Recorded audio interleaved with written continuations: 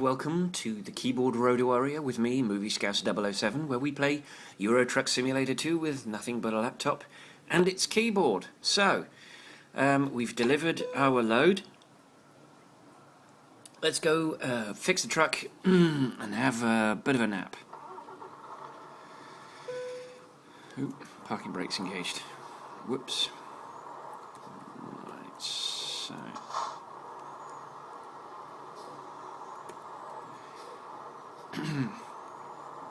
For some reason we haven't been to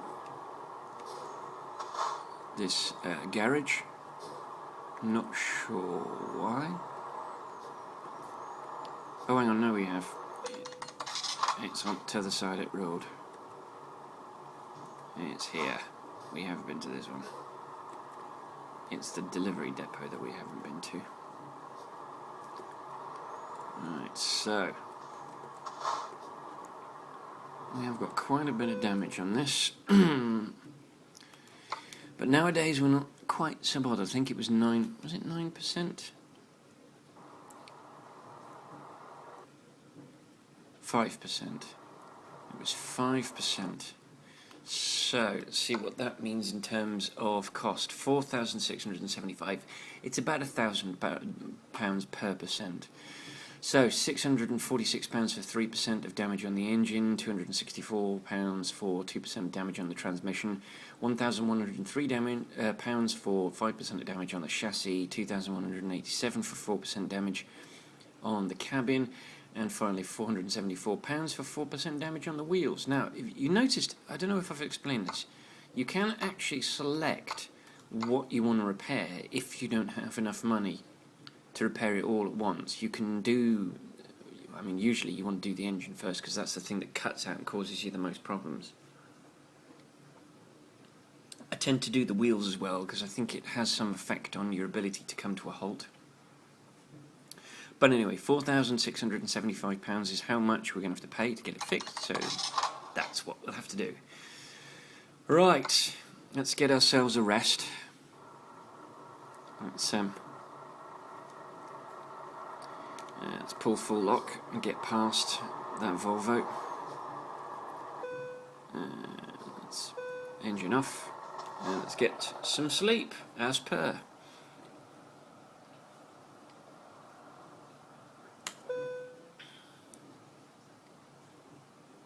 Oh, 3 o'clock in the morning, that's not good. I was hoping it would go a bit further. Right, let's go get ourselves some gainful employment, see what's available to us from Banska Bystrica.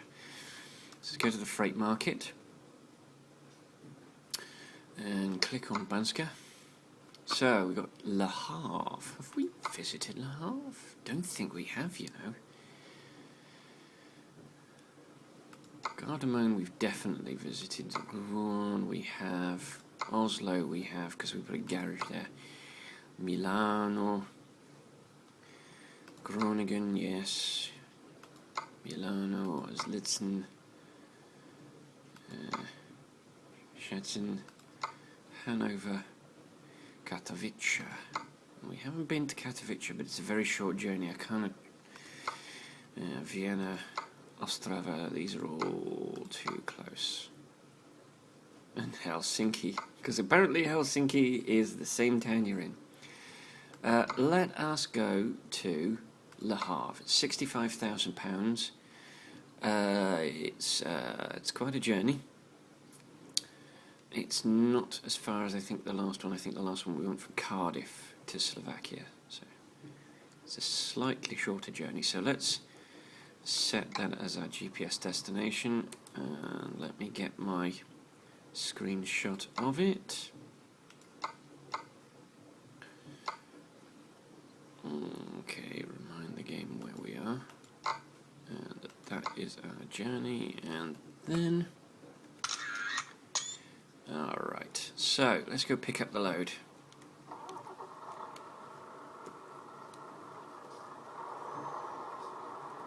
And I think we're just going to the same bleeding depot again.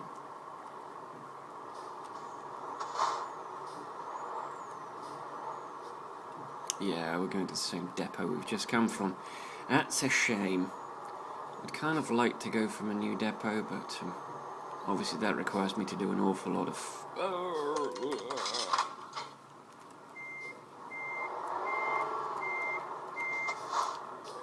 Blasted way too fast through that.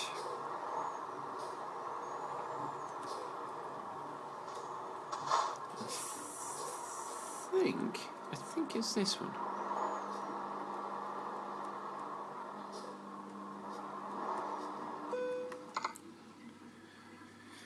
Actually, it's not the same depot that we've been to, but it is one that we've already been to, which is, as I said, that's a shame. So, let's go pick up this load, and I think it's the one directly in front of us. Yep.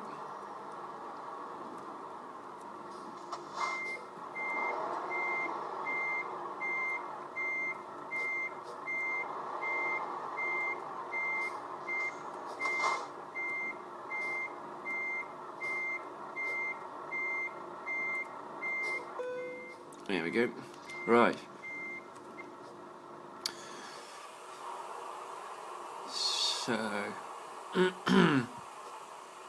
wow. Okay. Let's rock. The one good thing about leaving at night time is that the traffic's quite light, so you don't have to deal with a lot of waiting for vehicles to get out of your way.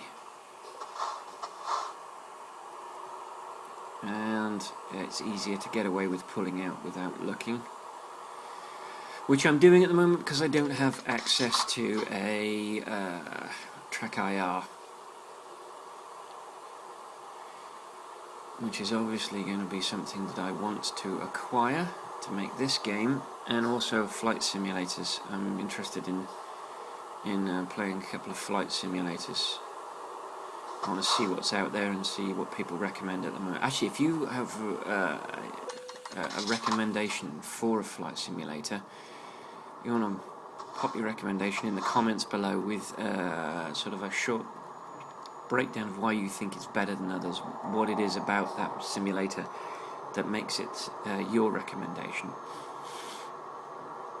Particularly if you could compare it to others and why it's better than other simulators, that would be spectacular.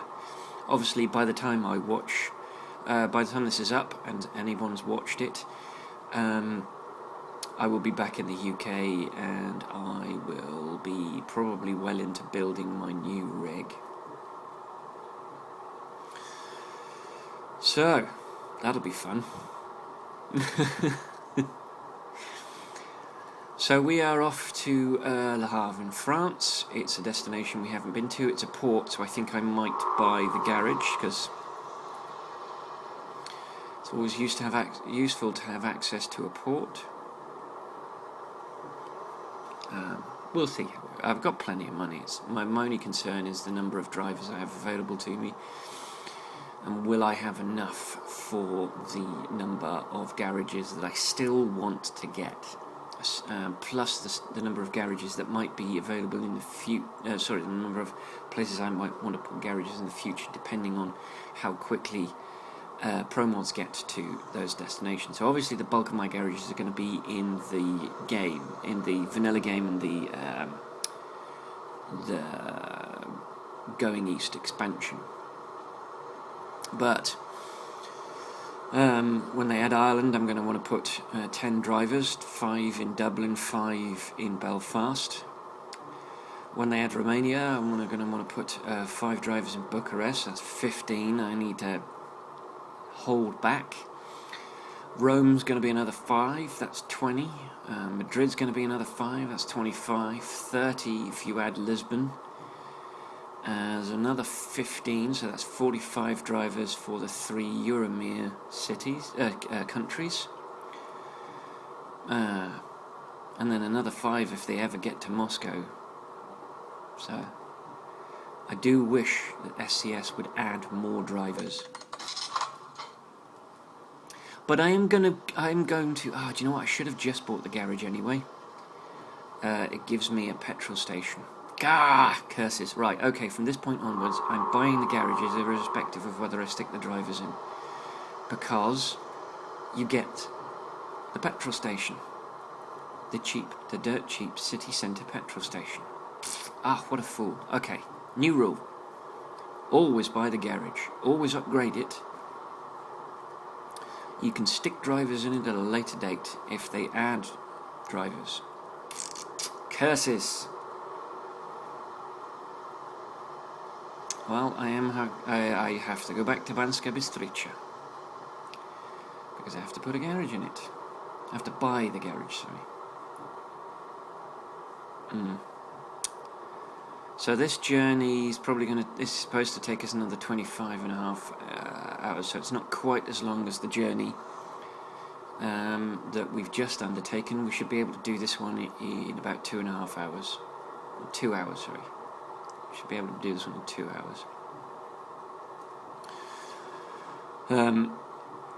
We are, obviously we're still in Slovakia. We will probably take pretty much the same route into Le Havre as we took from Calais to Banska Bystrica, which means Slovakia, it means the Czech Republic, Germany, Belgium, France. So that should be our route. One wonders if we're taking any roads that we've... Oh no, do you know what? We are not taking the same route. Yeah, no, we are. Sorry, ignore me. Sorry, that's that wiggly road that we came in on. But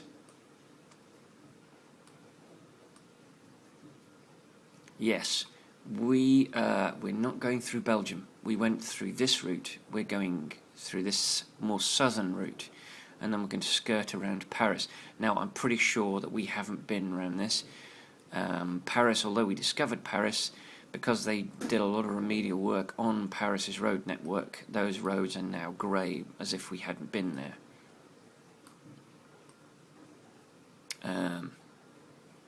That's fine.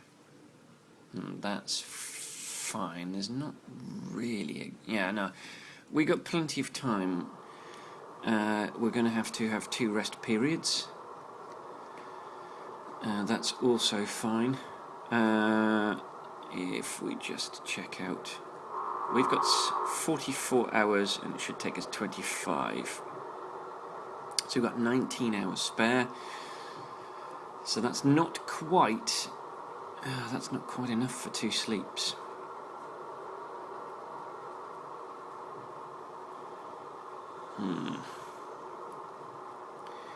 So we take 11 hours out of that. That leaves us with 14 hours. Yes, we are a bit stuffed. We have to make some time up. Thankfully, we're not dragging that bloody awful unbalanced load.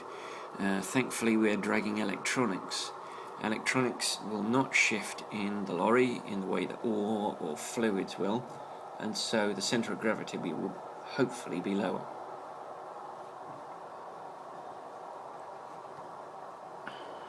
So we're about to encounter the very twisty roads that we drove through at the end of our last journey on our way into Banska Bystrica. Right, so right turn for me here.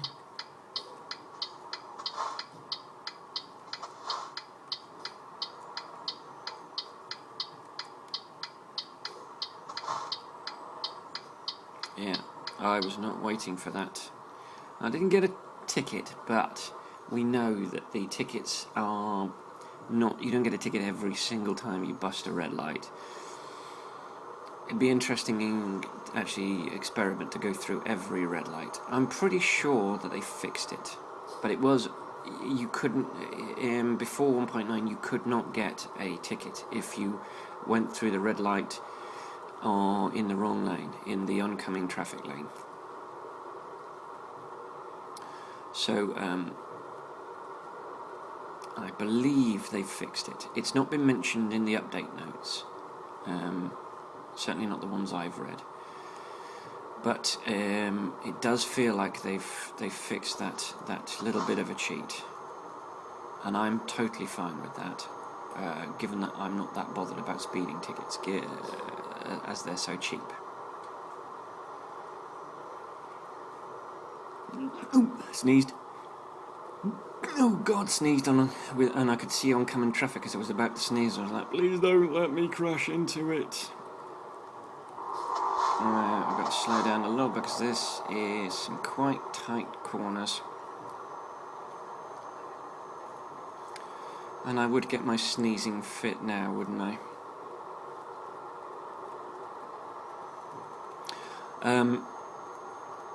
Okay.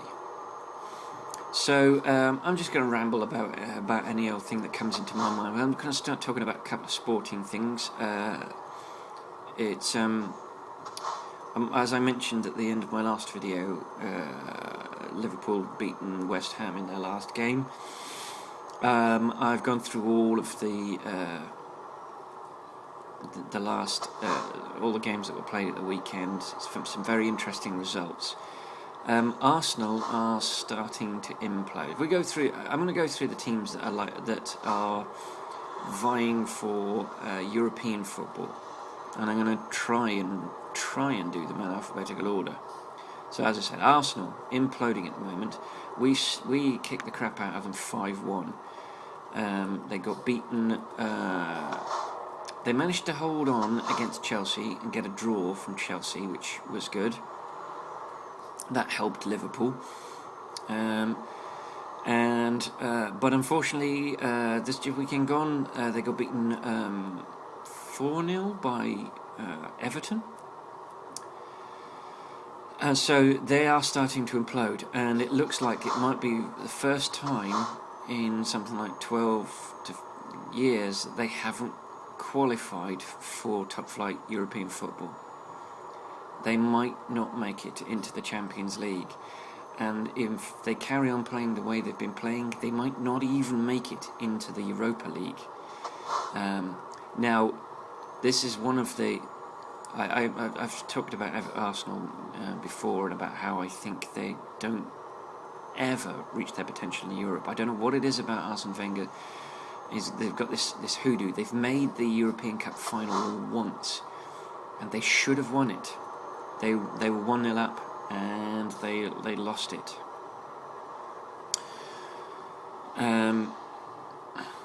It's difficult to know what's going on at Arsenal at the moment, but one has to think that Arsene Wenger's time at Arsenal is running out.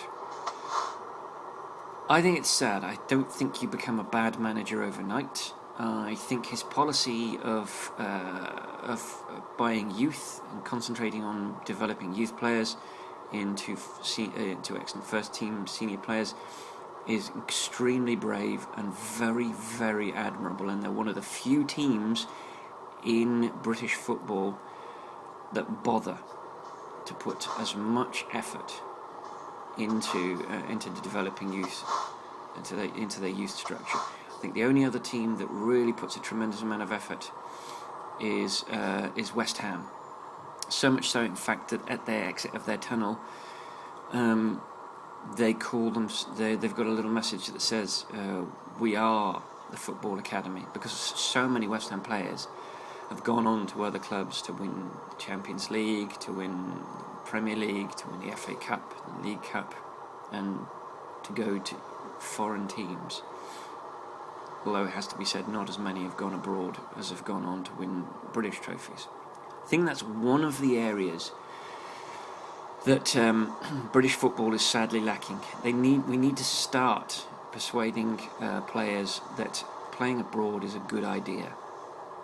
We need players that have played in continental Europe and South America, and to expose them to that kind of style of football, so that we've got players who are experienced playing. Oh, we've got a grey.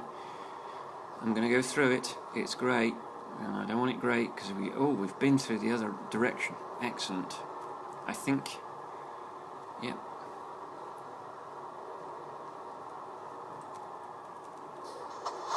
I didn't so much think of that when I was bringing the unstable load into Banska Bystrica, but I think I explained why I didn't want it. I wasn't as worried about that. It's because the load was so unstable. I was afraid it I was afraid it would topple if I did last-minute dives into rest areas to grab a little bit of extra road.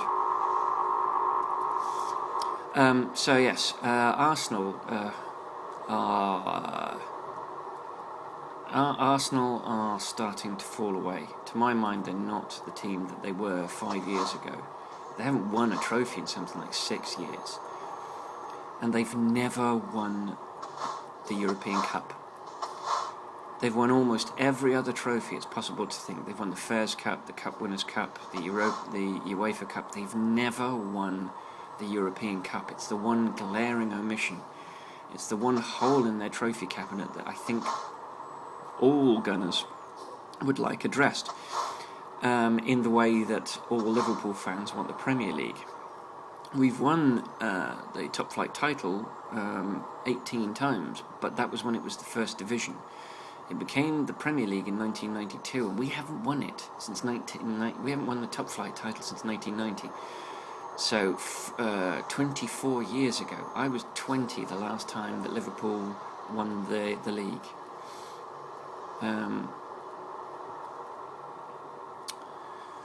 So that was Arsenal.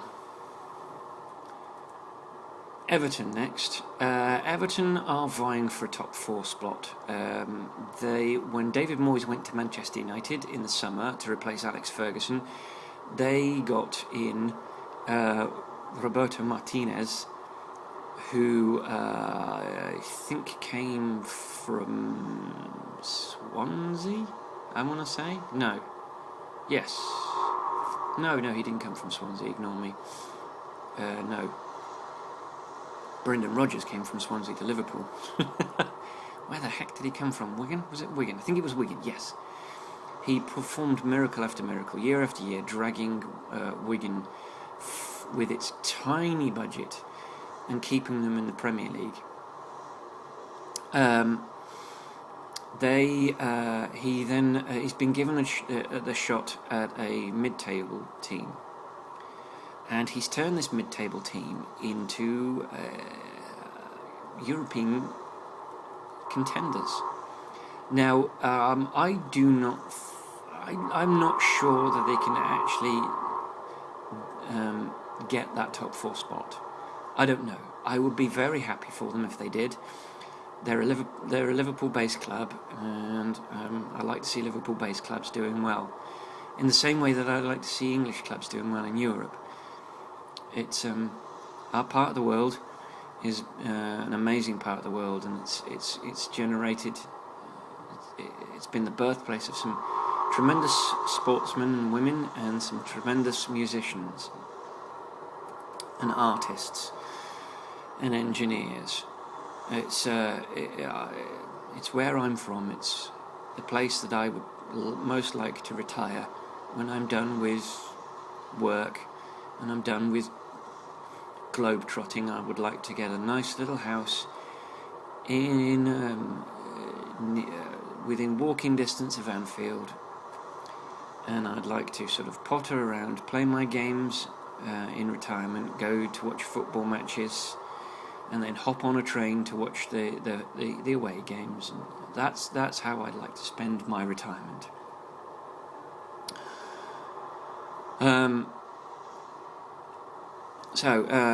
But Everton doing well is good for Liverpool.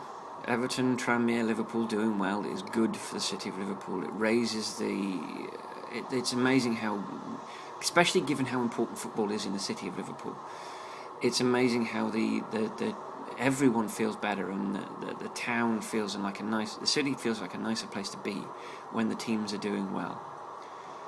Liverpool during the 80s was a great place to be. It wasn't until the early 90s when we stopped performing well and unemployment started to become an issue, and then Harry Enfield created those fucking awful parodies called the Scousers. It pisses me off. And there's a McGann brother, I think it's Paul McGann, who was one of the actors that took part in that, and as a Liverpudlian, he should be fucking ashamed of himself. I don't mind poking fun at myself, But when a parody becomes the reality to the rest of the country, and then they start beating you with that stick, then it becomes self-destructive to join in, and that annoys me. But anyway, so we were talking about football, not Harry fucking Enfield. So yes, Everton are doing fantastically well. It's amazing. It's brilliant to see. And Everton are one of those clubs that they don't have a tremendous amount of money. I mean, Liverpool don't have a lot of money, but they're massively wealthy compared to Everton. And I think, considering their resources, I think Everton do fantastically well. My fear for Everton is they've got two players on loan. They've got Gareth Barry from Manchester City, and they've got Lukaku from Chelsea, and they're both on loan. And I don't know that those two players will remain at Everton, because I'm not entirely sure that Everton can afford to keep either of them. That would be a great shame, given that those two players have raised Everton under Martinez from a very timid long ball team to a stylish attacking team, and it's cost them points in some games, but I think it's gained them far more points than they've lost. I've got to be honest, I think that they have benefited far more from playing that style of football than they have, and that is borne out in their position in the league. For maybe the second or third time in something like a decade, they've been knocking on the door of European football. They've only played in the Champions League once, and they were in they had to play a pre-qualifier. They finished fourth. It was in 2005. It was the year that Liverpool won the Champions League, and there was some concern that Everton might lose out.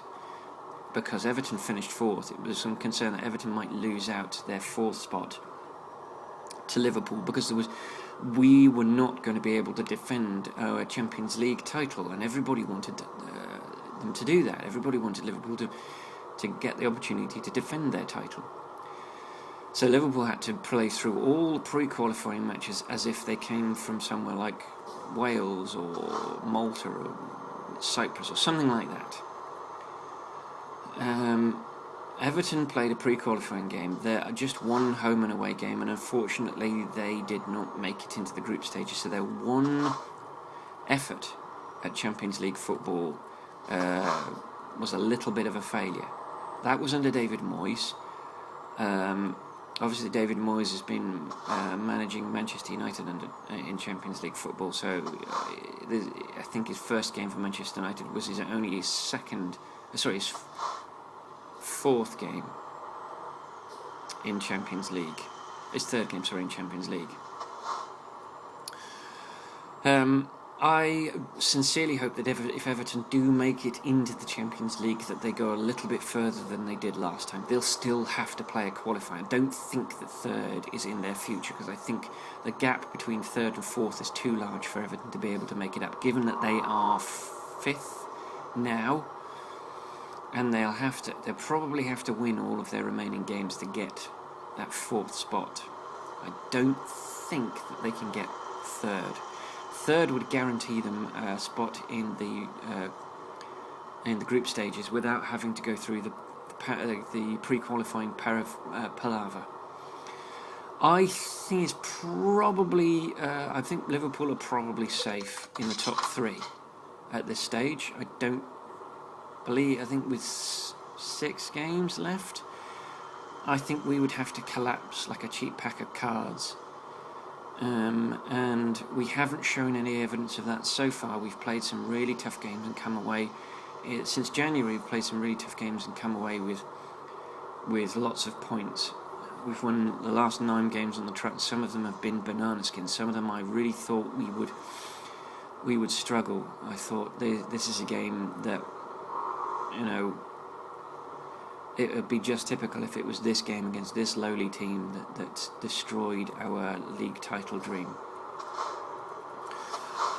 So I think top three football is top three position is Liverpool's future, but we're not talking about Liverpool. We're talking about Everton. So Everton, I think, are probably.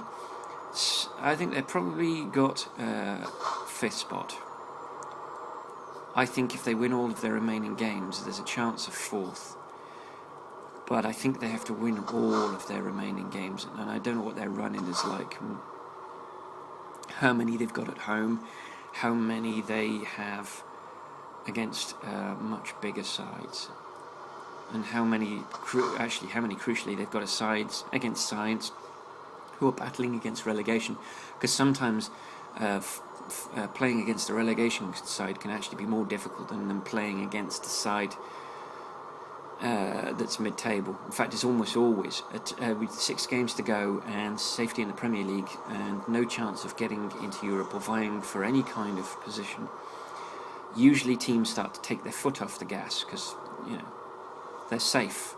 They've got nothing to fight for, and particularly with the World Cup coming up, a lot of players won't. They will do a lot. They will bust a gut going forward, but they won't break. They won't risk serious injury with the World Cup coming up, and World Cup dreams can be shattered in a moment. Southampton's Jay Rodriguez has just had his World Cup dream exploded along with his knee against Manchester City. Serious knee injury, which has wrecked his chances of going to Brazil. Now, I don't think for a second that Jay Rodriguez would have played a second of football in Brazil, but it would have been good for him to go there. I do think that Jay Rodriguez will probably move to a better club. I don't think had he not got I think it's a anterior or cruciate ligament that's broken. Had he not had that injury, I think he would have he would have certainly gone to Brazil with the England football team, and he almost certainly would have gone to a bigger football team in the summer, possibly Liverpool, possibly Manchester United, possibly Chelsea. Not that I think there's anything wrong with Southampton, but Southampton aren't in any danger of winning the league. They are a long shot for the FA Cup. They're probably their best bet's the League Cup. I think so. I doubt they're looking at European football. That's for sure. And if he wants to play for England, he has to be playing in a team that's playing in other nations: Italian teams, Spanish teams, German teams, French teams, Portuguese teams. He has to be facing players, top quality players from top European nations. So that's what I think possibly would have happened if he hadn't had his knee injury. What I think will happen now is he will return to Southampton for another year,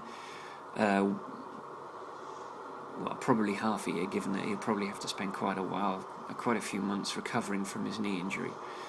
Once he's recovered from that knee injury, he'll probably continue the season, and maybe he'll be picked up in January by a bigger club in the January transfer window. So anyway, with Everton.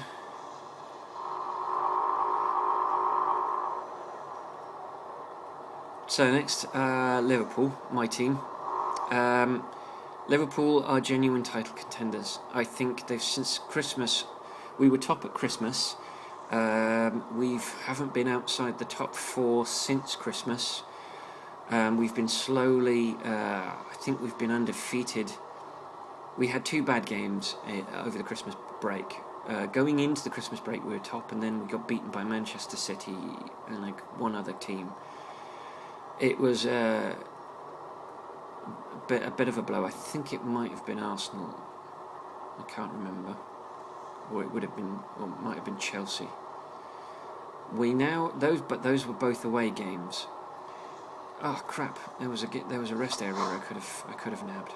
Well, I'm not going backwards into it because I don't need petrol. I've still got plenty of time before I've got to rest. Actually, maybe I'm not. Yes, 3 hours. Still got 3 hours until I've rest. I've still got 15 minutes before I've got to upload the footage. So yes, Liverpool have slowly been clawing their way back to top since that 2-game disaster. Alright, we're leaving the Czech Republic and we're entering Germany. Okay, the bloody McAfee antivirus software that I didn't want and I didn't install and came in pre-installed as crapware by the manufacturer of this laptop, decided to do a check, to do a virus scan, and you know what happens when they do that. What happens when they do that is they kick you out of the game because there isn't enough CPU to run both the game and the antivirus software, which is bloody annoying, but that's the way it goes. So, we were discussing the relative merits and run-ins of the various teams. Okay, what the hell? I don't see another vehicle. How have I crashed into a vehicle when there's no vehicle around? So I while I was downloading the footage, because I thought, given that it stopped me recording, I'll move the footage. It was only 35 minutes, but I thought, sod it, I'll move the footage. I've downloaded the files for the ProMods 6.2 in readiness, so that after I've played this, I've completed this journey, I can install 6.2 and then be ready for the next one, which I believe will be from Liverpool to somewhere else. So the title run-in. We were talking about Liverpool. Liverpool have got... Oh crap. Slow down.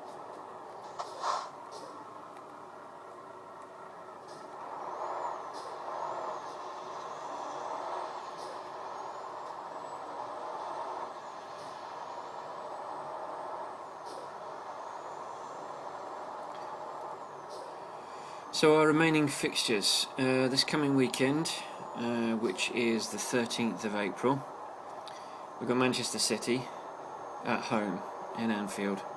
Then we got Norwich away. Norwich might be a banana skin. They just got rid of Chris Houghton, their manager, and they've put their youth team first, the youth first team coach in charge for the time being. I don't know whether that means that whether the players will give a toss about that, whether they'll be angry about Chris Houghton going, whether they suspect that the first team coach will be the new coach and that they've got to make an effort. I don't know, but thankfully they've got a game. They've got another game before that, so we'll be able to see what their approach is, what the players' reaction to Chris Houghton's going is. Then we've got Chelsea at Anfield. That's another 6-pointer.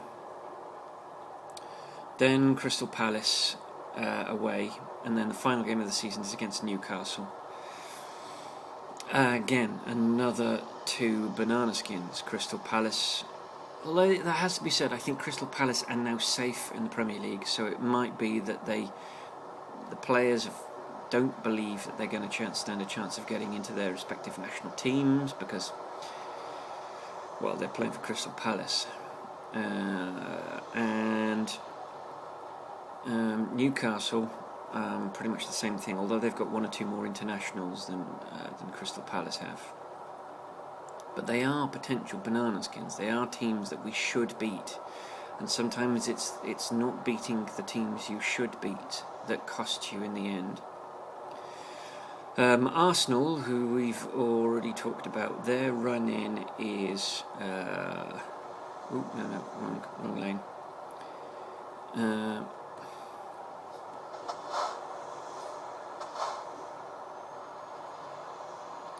Sorry.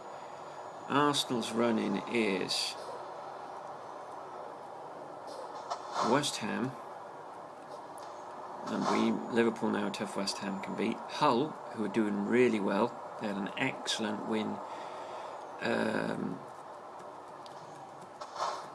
at the weekend.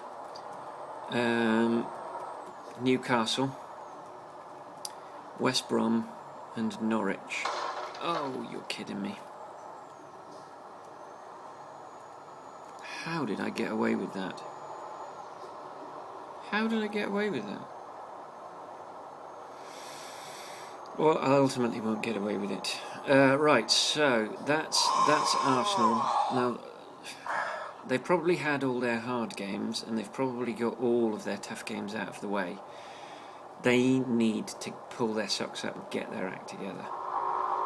This is their best opportunity. They've had all their big, tough games, Man City and Everton, probably their two toughest games, and they're out of the way now. And they got a draw against Man City, bizarrely lost heavily to Everton. So I'm not quite sure how that works. Right, Manchester City. They have got us away. Then Sunderland, then West Brom, then Crystal Palace, then Everton and Villa, and then West Ham. They've got a very congested run in. They've got to play 2 extra games in the same period of time. They've got us and then Sunderland in the space of 1 week. Now, I don't know that Sunderland are going to be as much of a challenge as Liverpool. No offence to Sunderland, but Sunderland are mid-table. Struggling against regular. Yeah. Sunderland are not doing well. They're doing better than they were under Di Canio, but they're not doing spectacularly. Poyet has, I think, saved them from relegation. Maybe. We'll see. Chelsea, who we haven't talked about yet. Chelsea, they're an interesting side, but they have had some interesting results recently. Losing to Crystal Palace, for crying out loud. Drawing with Man City, I believe. Or was it Spurs? I think it might have been Spurs. And they're now behind Liverpool on the same number of games. So provided we win all of our games, Chelsea cannot overtake us. That includes a game against Chelsea. So we have to play at Anfield our 2 title rivals for this season, Chelsea and Manchester City. If we get a win against those 2 sides,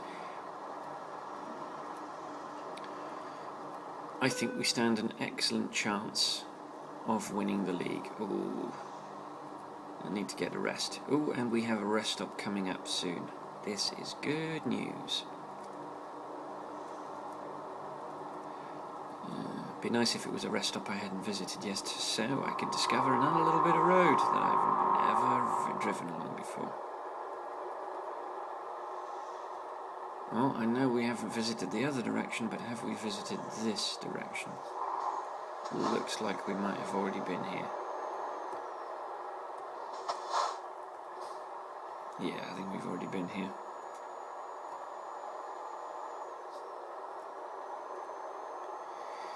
So we're going to fill up on a little bit of petrol.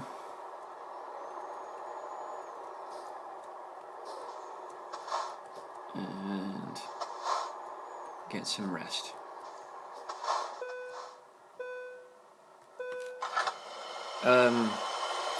Obviously this rest break is going to take us into night time. It's 2 p.m. in the afternoon. I think that should take us to 3 a.m.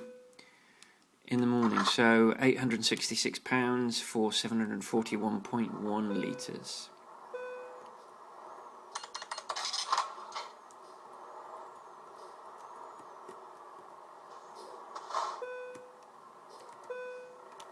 Let's get some rest. And it's raining. Of course it's raining. Why wouldn't it be raining? So, look at that, £6.5 million in the bank. That's bonkers. and we'll now be spending £240,000 at the end of most journeys, because we'll be buying and upgrading a garage in order to get the inner city petrol station, which is something they perhaps should have been doing as soon as I started as soon as I had more than £1 million in the bank.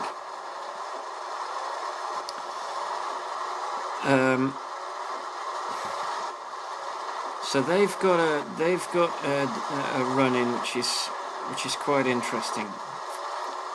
They've really probably only got one tough game, and that's against Liverpool. They have got, let's stick the, oh no, high beams were on. They've got Swansea. Yeah, no, that could be difficult. Sunderland might be difficult. Liverpool, I hope, will be difficult. Then Norwich and Cardiff. Norwich and Cardiff are in absolute turmoil for slightly different reasons. Both teams are facing relegation. Cardiff is happy with its manager, but the fans are deeply unhappy with the guy that owns the club. Cardiff were known as the Blues, and their symbol was a bluebird. Mr. Tan has come in, and because in where he's from, red is a lucky colour, he's changed the colour of the home strip from blue to red. He's also changed the badge from a bluebird to a red dragon. The guy's an idiot. You want to own a team that plays in red, buy a team that plays in red, or create a brand new team. Don't buy a team that's been playing in blue for over 100 years and then go, right, we're going to change everything, and expect the fans to agree with you. The guy's an idiot.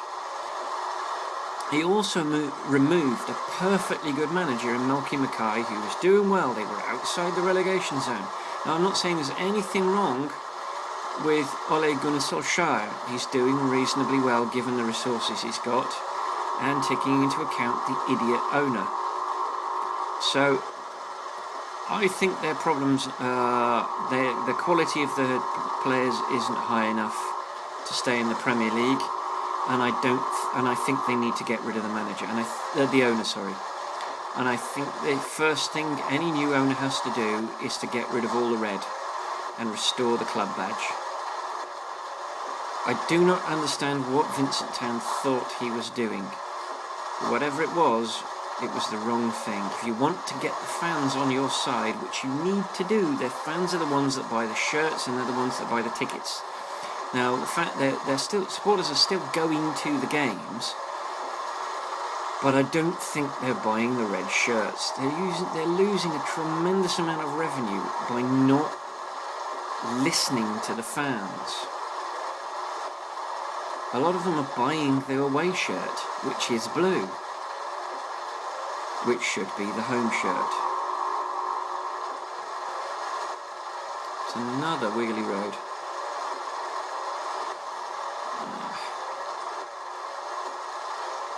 And I need to scratch my nose, wouldn't you believe it, on this road where I need both my hands to control steering and acceleration. My nose needs to be scratched.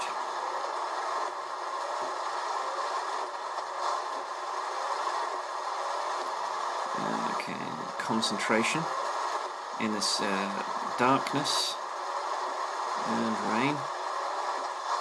I don't think I'm going to do that in a blind corner.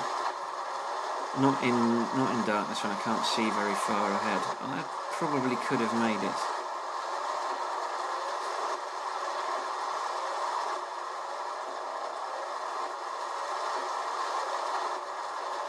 And I made it in the end.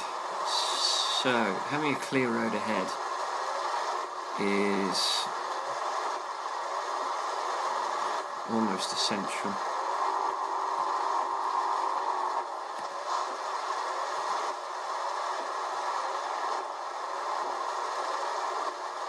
There's a quarry we haven't been to yet.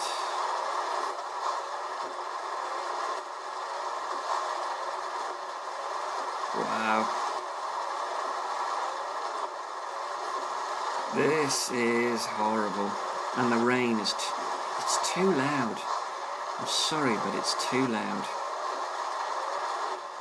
I should be able to hear the engine because it's vibrating inside the cavity below the cab, and it should be a lot louder than the bloody rain. It really should.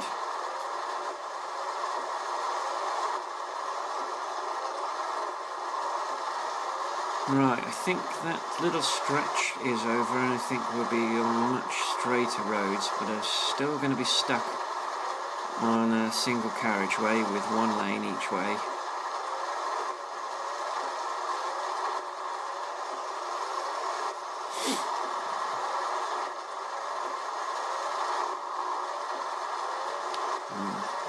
For the time being.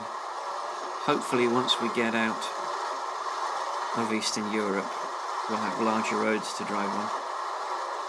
I honestly thought that Eastern Europe had lots of big multi-lane dual carriage roads, but apparently, well, as far as SCS are concerned, they don't.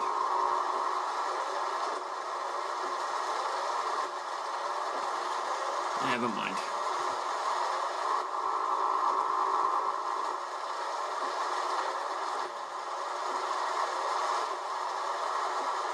So,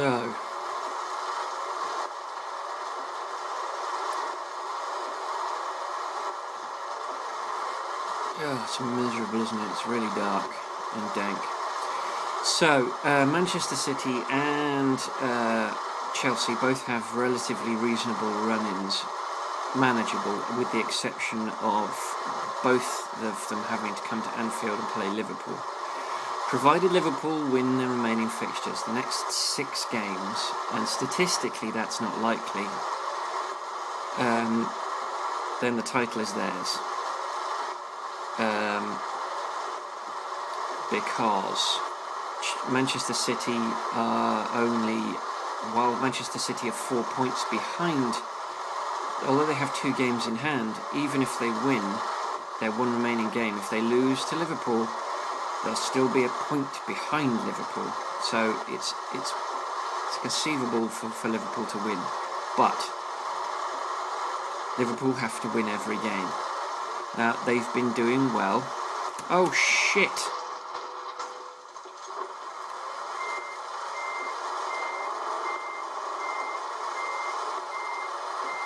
Well, that's my excellent gone.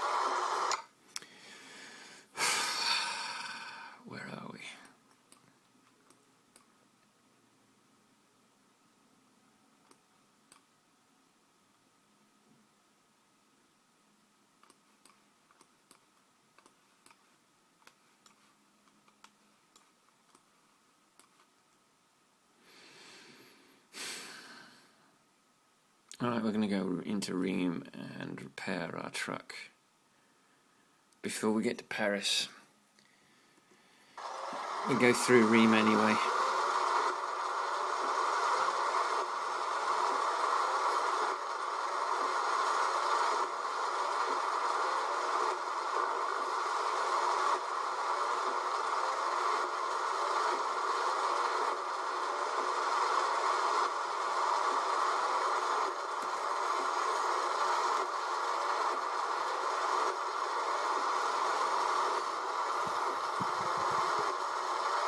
Okay, nope, £145 from Peter, good old Peter, and he's one of our newer drivers. I feel those crashes as if I was really crashing. They have the same kind of, they don't have a physical impact on me, they don't have nearly the impact emotionally that a real crash would have, but they do have an impact. I do get a tightness in the chest and a flood of adrenaline. I can feel it right now, which isn't actually a particularly good thing when driving.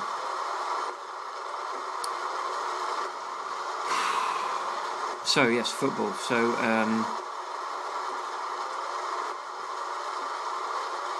Manchester City have a lot more games to play.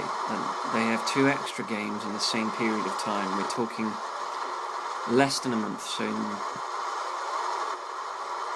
so we're talking 4 weeks. In 4 weeks, they've got 8 games, whereas Liverpool have got 6. Chelsea have got 6. Arsenal have got 6.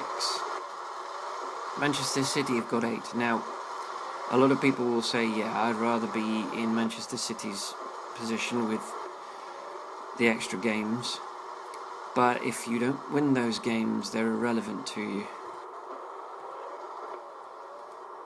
Doesn't matter how many extra games you've got if you don't win them. And if they lose to Liverpool, that could be it. That could be game over for their title. I think it's lovely that there are more teams vying for the title. I think it was getting beyond tedious with Manchester United winning year after year. Now, obviously, if I was a Manchester United fan, I would be like, yes, it can be a bit tedious for everyone else, but I don't care because Man United are winning all the time. And if Liverpool, if this renaissance under Brendan Rodgers is what I hope it is, which is a return to the Liverpool of old where we were winning all the time, then I too will be, yes, I understand why you guys think this is boring, but I don't care because I'm a Liverpool fan. It's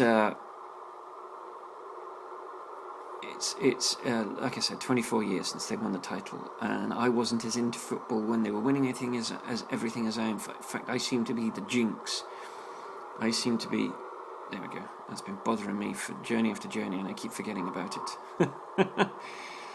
I seem to have become the jinx that has destroyed Liverpool's chances, because since I started taking a real serious interest in the last 20 years, Liverpool have, with the odd exception, not really won. They certainly haven't won the Premier League. Alright, I'm taking a ticket. Alright, sorry, I just had to get the camera to refocus, given I've moved the screen by scratching it to get rid of that. So, right turn. God, I wish I'd seen that left turn. If I'd seen that left turn, because we're in France now. I mean, you'll know we're in France because we're hitting bloody toll booths every 5 minutes. Right, let's look out for Rouen. We'll have to drive through it, so hopefully we won't miss it. I haven't had a malfunction. Normally you get a malfunction when you hit the brakes. We'll see. Maybe by the time I get to Rouen I won't need to repair. I'll save it up.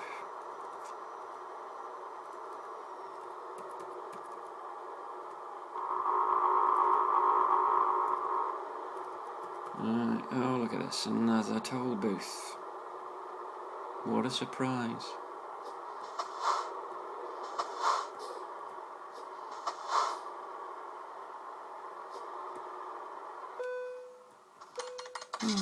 £7's not bad.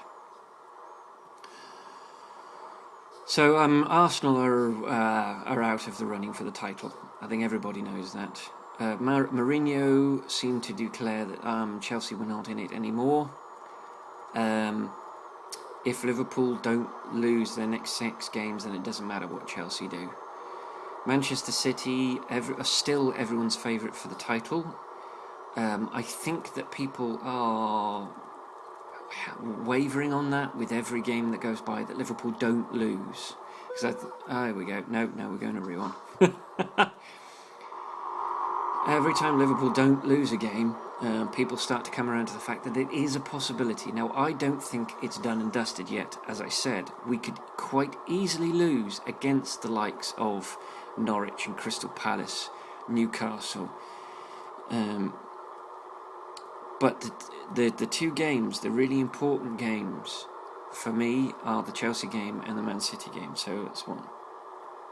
Actually, we've only got 5 games left. I do apologise. No, yeah, Man City, Norwich, Crystal Palace, Chelsea, and Newcastle. So we've got 5 games left. So if we win our next 5 games, including the one against Man City, the one against Chelsea, I think people will start to believe that Liverpool can win the title for the first time in 24 years. And what makes it all the more beautiful for me as a Liverpool fan is that Manchester United aren't even in the top 5. They're likely to not be playing European football next year. Now, there is this. Liverpool haven't been playing European football this year. We've had the League Cup and we've had the FA Cup, but we haven't had those midweek games. Now, it might hurt us. Should we, by some miracle, win the title at the end of this season, it might hurt us the following season, having to play another 6, potentially another 9 games in the season. But as a Liverpool fan, I am quite happy for us to do that. I'm quite happy for us to go. Now, I think it'll be very difficult for us to repeat the run of success that we've had so far this year, next year. But I'm so looking forward to seeing if Liverpool can do that. I'm pretty sure that we haven't been beaten since the turn of the year. If we could maintain that, go unbeaten until the end of 2014, we would equal something that Arsenal have achieved. It would be nice if we could go unbeaten. I don't know whether that's possible or not. We'll have to build on the side that we've got. Remember that we only added 1 player in the summer, and that was Simon Mignolet. So we've had a relatively stable side. We sold a couple of players, Stuart Downing and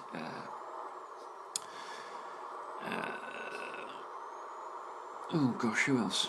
One other player. We sent Rayner out on loan. Crikey, who was? John Joe Shelby. We probably sent about 4 or 5 players out on loan. Some of them will undoubtedly not return to Liverpool. John Joe Shelby went out on loan and then at the end of last season and then got bought. Actually, no, he was a straight purchase, wasn't he? Sorry. Who is the little Scouser? We've got a little Scouser that went out on loan to someone like Bolton at the beginning of the season. He was there for the pre-season and then he went out on loan and we haven't seen him back since.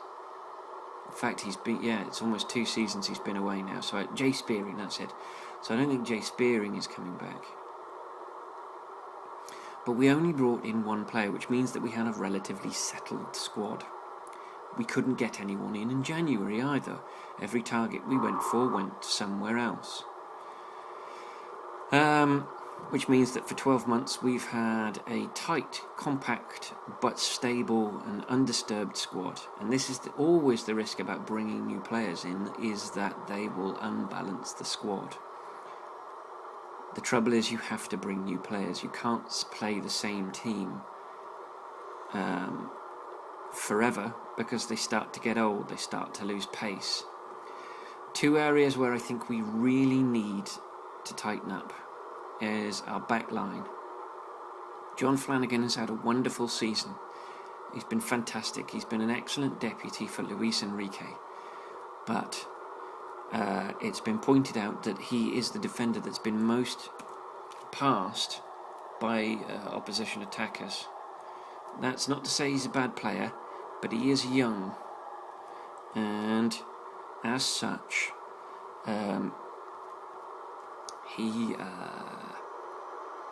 he's not got quite the skill level of a more experienced player. Now, obviously, every game that he plays for Liverpool gains him more experience, but he's still doing silly things. He's still allowing players to get by him. I personally believe that while the West Ham goalkeeper Adriano did bring Flanagan down in the box, I think Flanagan could quite easily have leapt him and put the ball across for someone to score. £24. That's not bad. It's not. It's miraculous compared. It's minuscule compared to Scandinavian toll fees, but then there are significantly fewer toll booths in Scandinavia.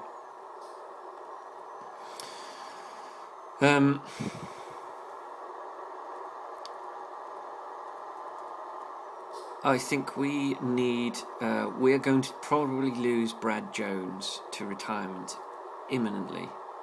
He's in his 30s. He may want to go to a club where he can actually play, because he's not getting many minutes. We will probably sell okay, McAfee did it again. It kicked me out, which is bloody annoying. In fact, it annoyed me so much that I have spent the last 15 minutes rooting out all the bits of it and deleting it uninstalling it from my computer so that it doesn't keep doing this again and again.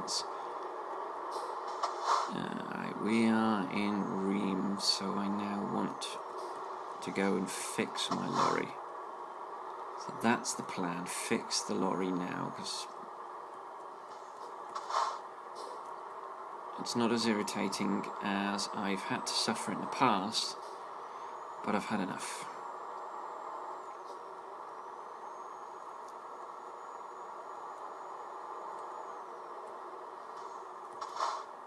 Right. Let's unhook the trailer. Let's go fix the truck. Oop. Right. How much damage? £13,524. I think it was 15%, so 9% for the engine for £1,843. 5% for the transmission at £706. 17% of the chassis for £3,508.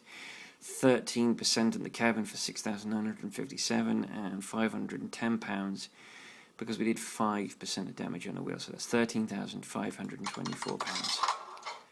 It's a lot of money. It's not, thankfully, as much as we were being paid for the job. I think the job's about £60,000.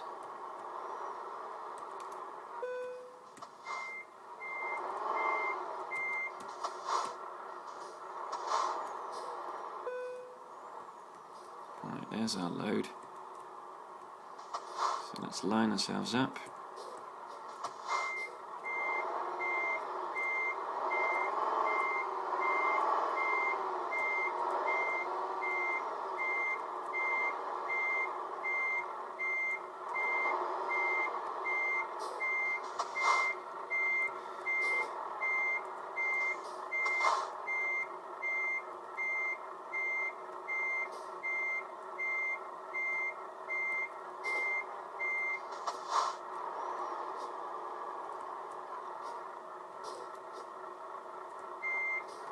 Right. It is not going well.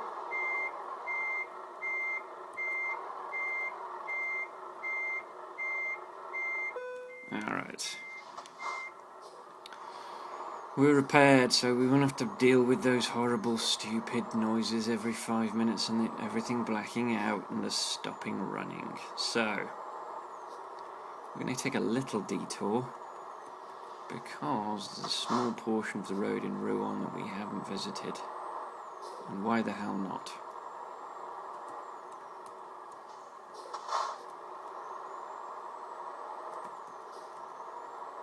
Alright, now we can follow the GPS. That's fine. So,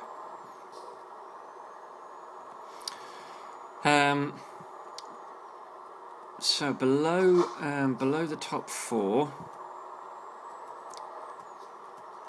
we have Don't worry, that's not the game, that's my dishwasher. That beeping. Below the top four we have Everton and Spurs. And Spurs seem to be having mixed results. They lost to Everton. Everton are on a roll. They absolutely hammered Sunderland this weekend. So it's interesting to whoa.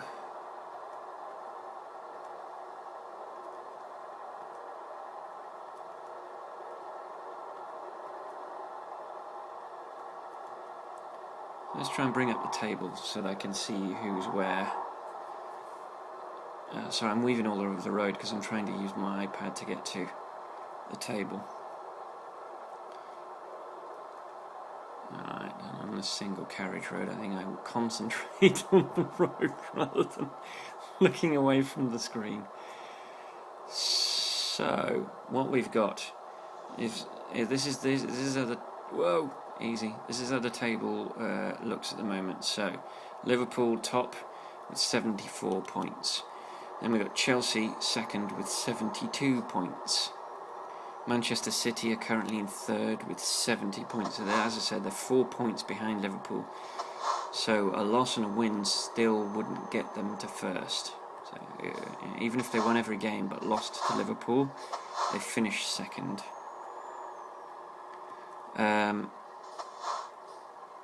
Given that their goal difference is massive, it's like 55 plus 55. Fourth, Arsenal with 64 points, so they are 6 points behind third place Manchester City, which is why I don't think that anyone below Arsenal has a chance, given how few games there are left. It's 5 games unless you're Manchester City, in which case you've got 7.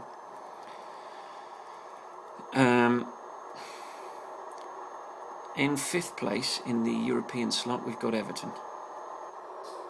They are in the Europa League spot. Well, quickly, actually, while I've got 4 hours, that's fine.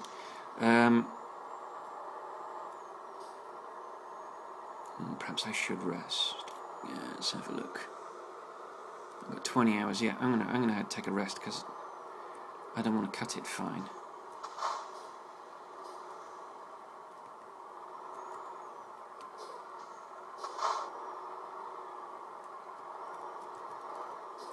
This will not be the first time that you guys have seen me do this.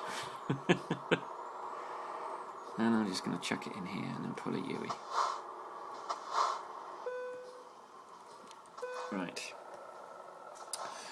So Everton with 30 they've actually got a game in hand. They're on 63 points, so they could actually punt Arsenal out of the Champions League spot.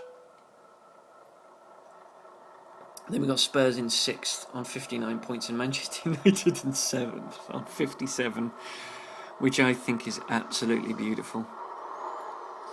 I apologise to Manchester United fans. I know it's not pleasant. Believe me, Liverpool have been there 3 times in the last few years. I think it's not a pleasant place to be. It's not a place that, as a football fan, you're particularly happy to see your team in. But given that Man United fans have been cruelly rubbing in their more recent dominance, it's one I'm happy to... I'm not going to indulge in Man United bashing because I think that's stupid. They're a football team supported by people, I hope, predominantly from Manchester. And people love that football club, and you can't fault them for wanting their club to do well. You can, however, fault them for taking that love to an extreme that is both deeply uncomfortable and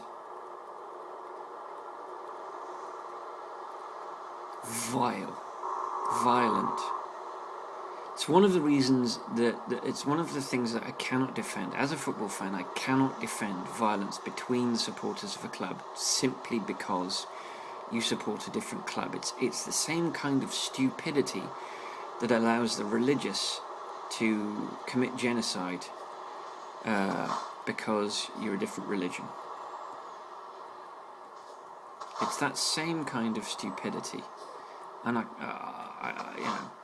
Okay, it's happened again. So, been interrupted this time by the arrival of the wife. £18.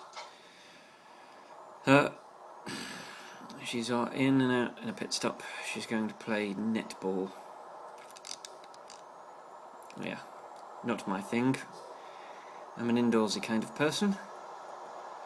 Anyway, so I had a double check about our results, and while I was correct that we hadn't been beaten in the league this year, we had in fact been beaten once in a cup. We got beaten in the oh, sugar.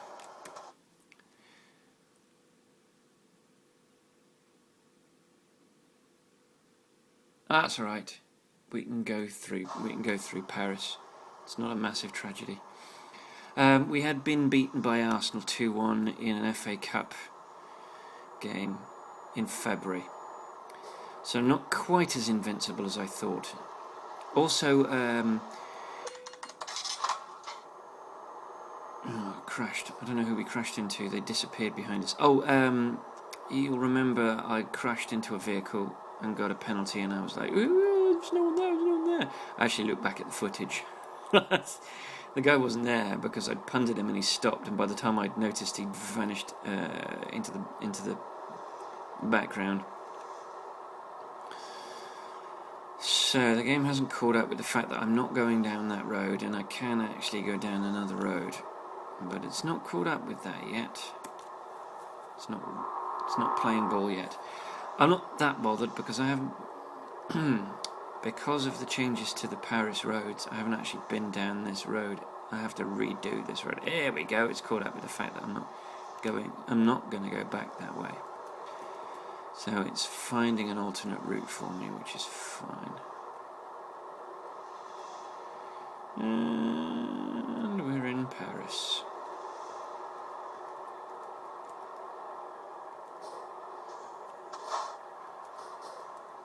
On earth? A lot of stuttering. Right, let's go look at Paris.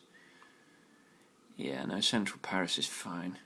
Yeah, it's the exit routes to Paris, and I'm not going to mess with that. Well, I can't be bothered.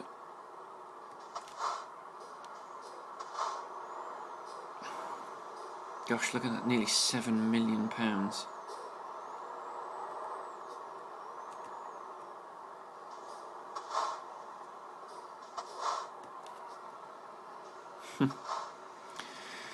No % damage to the truck because we had it repaired in Reims, but 7% damage to the trailer because that little incident at a junction that I was supposed to turn left at that I didn't spot because I was too busy chin wagging.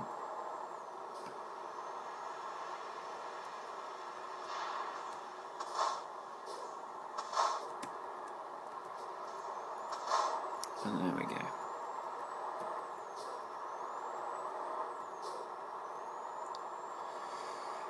Oh, my parking's not good.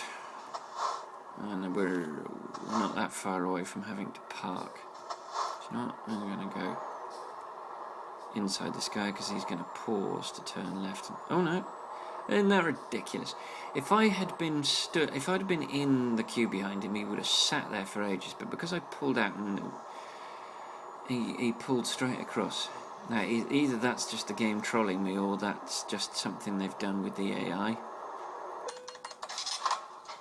Yeah, speeding.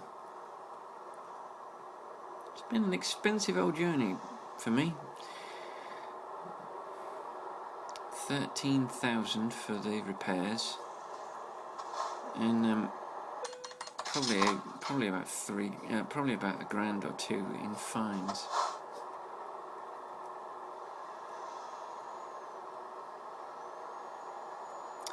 Saw the sign for Le Havre. How far are we from Le Havre? 3 hours.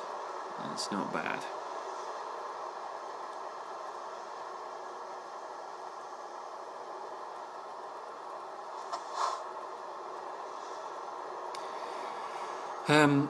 So yes,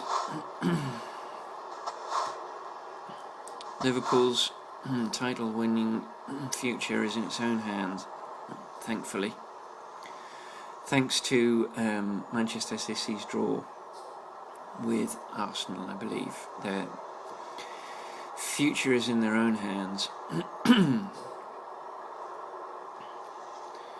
And it would be nice if Chelsea and Manchester City helped us out by not winning every one of their remaining 5 games in Chelsea's case, 7 games in Manchester City's case. But if it comes down to us beating them in one remaining game that we've got with them, that'll be fine by me too.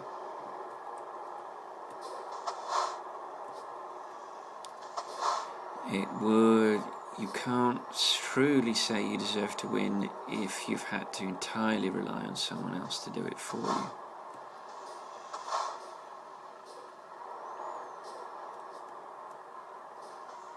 But yes, I also had a quick look, and the 2 games that we lost were, in fact, Manchester City and Chelsea, and they were both 2-1. So, in games at their grounds, they just squeaked past us. In a game at our ground, I'd hope that we get a result against them. I do remember that in the Manchester City game, they were lucky to win that one. The Chelsea game, I think it was close. So, Chelsea have proved themselves vulnerable. They lost to Crystal Palace. Manchester City have proved themselves vulnerable. They drew with Arsenal. So,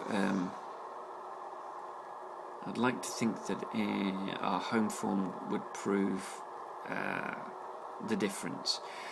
Now, I am worried about the Crystal Palace game, given that Chelsea threw a chance to go top away by losing to Crystal Palace. Let's have that ticket and let's get on the road. On the road again. I just can't wait to get back on the road again. I did that wrong.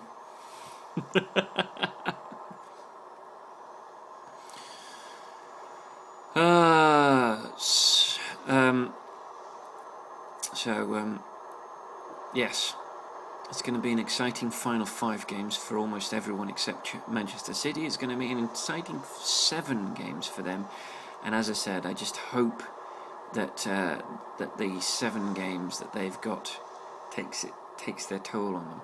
Not, tremendously, just like they're a bit exhausted, that the games are too much all in one go.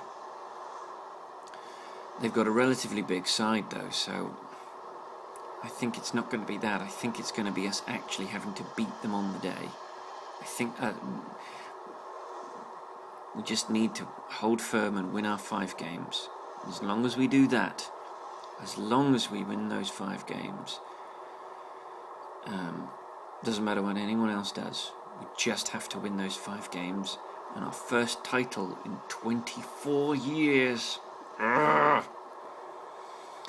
Every game for me is a wave of anxiety in the run-up to the games. Because the games happen while I'm asleep, I sort of pick up my iPad and click onto the BBC website, and I've got heart palpitations and sweating, and I feel cold, and then for the last 9 games it's been a wave of relief and a sort of a dancing around the bedroom, shouting "Yes, yes, yes!" as I'm relieved. 9 games. I think that's 8 weeks of football. It's been an emotional period for me.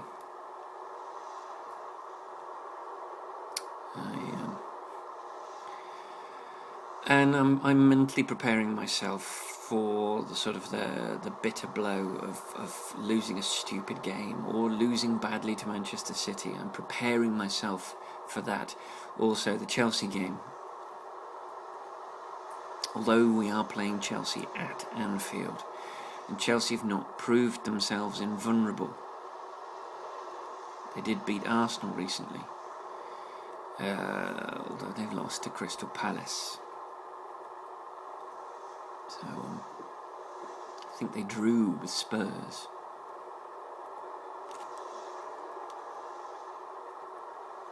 So yes, I am preparing myself. The job is not done. We've not won the title yet. It's not over until the fat lady sings, and she hadn't even begun warming her voice up yet. She's not even started a pre-performance routine. The hot water, lemon, and honey. God, how far can I push and extend and stretch this bloody metaphor?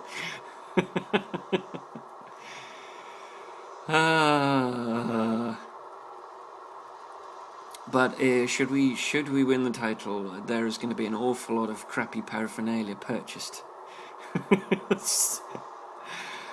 I wish I had. There was a special European shirt that I wish I'd got hold of. The year after we won the European Cup, we had a special home shirt for Europe which had gold all over it, and I kind of wish we got that, because it's one of those things. It was very few people got it, and it was a limited edition, and I wish I'd got myself a copy. Okay. I was a bit worried that there was a truck inside on the inside lane there that I was joining, and thankfully there wasn't. Oh look, we're in France. There's another toll booth. Quelle surprise.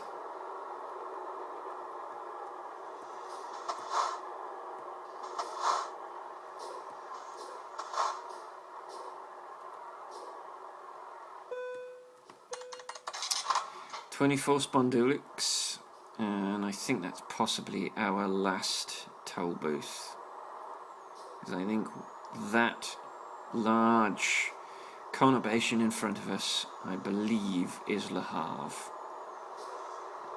Yep, there it is. Oh, you're kidding me. No. What the fuck just happened there? What the fuck?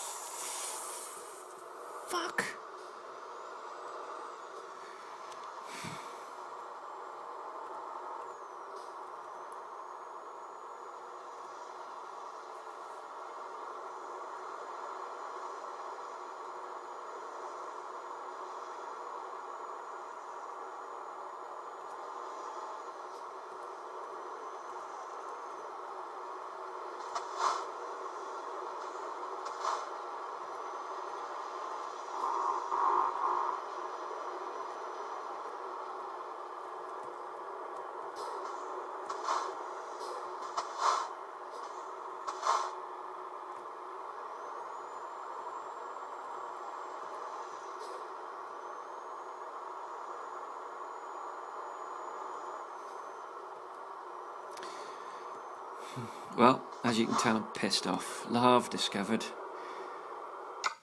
Let's check the map out and see what we can do with this map. Oh, we've got to do the whole bloody thing. Right, so I'm going to do a loop, then another loop. So yes, the big loop, and then I'll do this loop, and that'll get me the net me the garage, and then I'll come back and I'll come into my thing. So big loop first. Let's do the big loop first. Yeah, at this point can't really do any more damage to my reputation or the load than I've already done. Is that a pedestrian? I don't see many of them.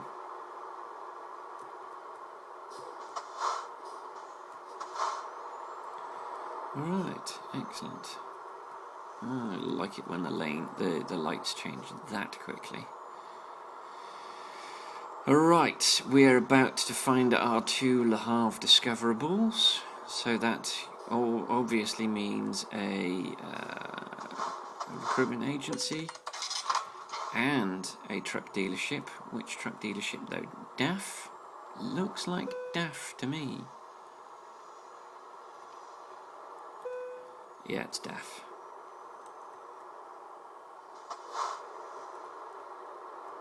Alright, yeah.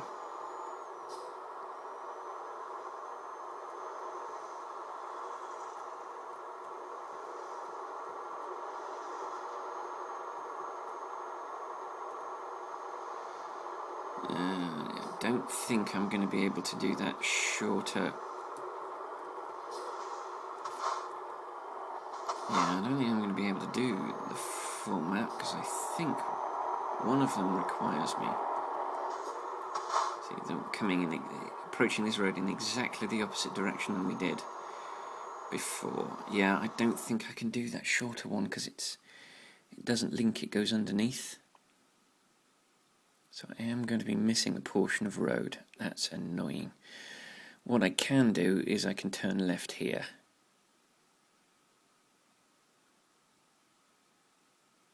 Ugh, that's grievous. That grieves me.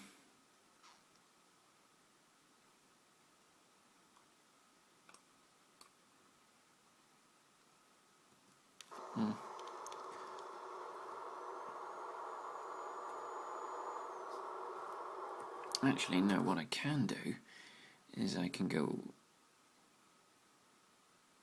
No, I still stuff it. I still lose out. So, right turn here.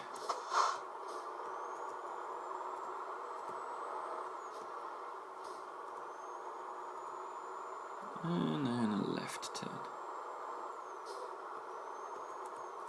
Here.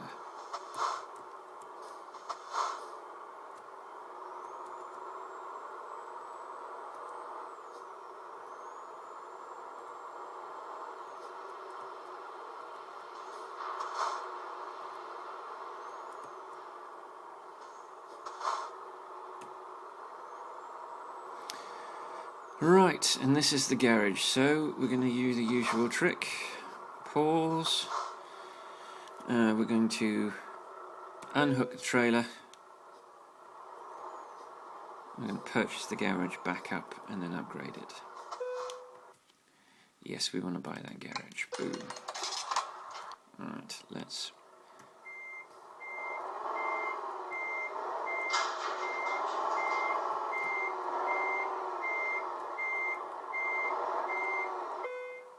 Right. Let's... where are we? Le Havre. Let's upgrade it for 80 grand. Excellent. We now have a town centre. Oh, it's going to go through the loading screen. We now have a town centre petrol station in Le Havre. Alright. We're not going to put any drivers in that.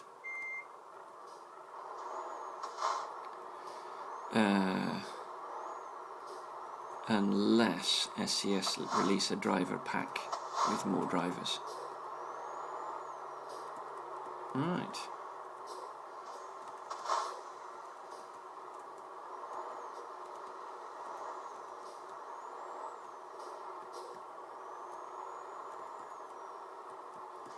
Whoa, whoa, whoa, whoa, whoa, whoa, whoa, easy tiger, right.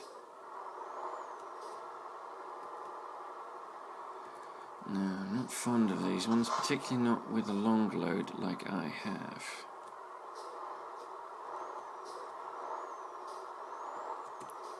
Whoa! Ugh, god damn it.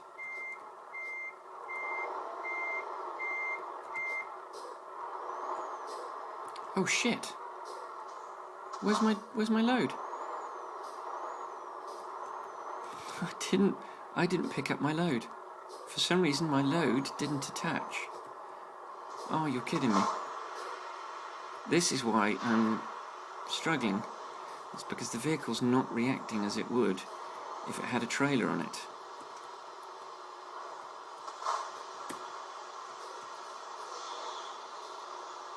So I've got to go back to the garage and pick up my load, which is probably causing a traffic jam.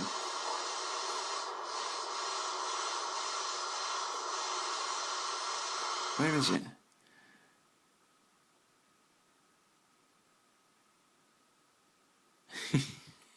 It's to the left here. Unbelievable. Come on. Alright, I'm not waiting for you, I'm sorry, but you're just taking too bloody long. And there it is. I pressed T. I wonder why it decided not to pick the load up. You can see the traffic jam that we've caused. That I've caused, sorry. Yep, that's the horns of people. Yeah. Well, I had a feeling that might happen.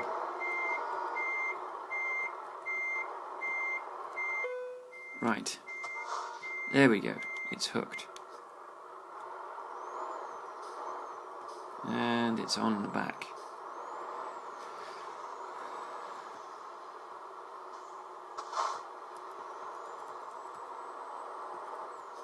Right then. God, that's why I didn't slow down the way I was expecting it to do. Because the second you take your foot off the accelerator, or in my case your finger off the accelerator, the W key, it starts to slow down. And I was expecting it to behave the way it behaves.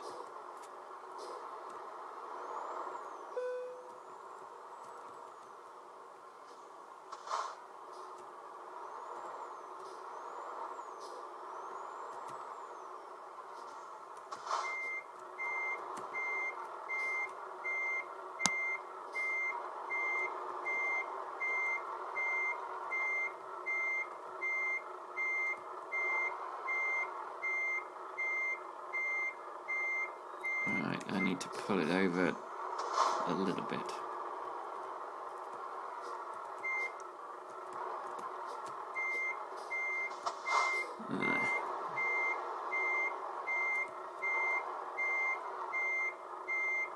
Oh, God damn it.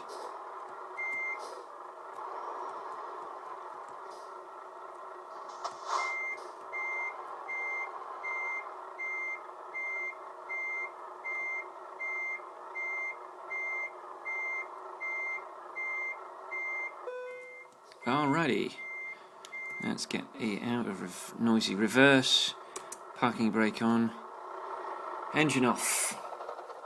So, I don't know how disastrous this is going to be, but let's have a look. Let's unhook and see what we got. Satisfactory, well, yeah.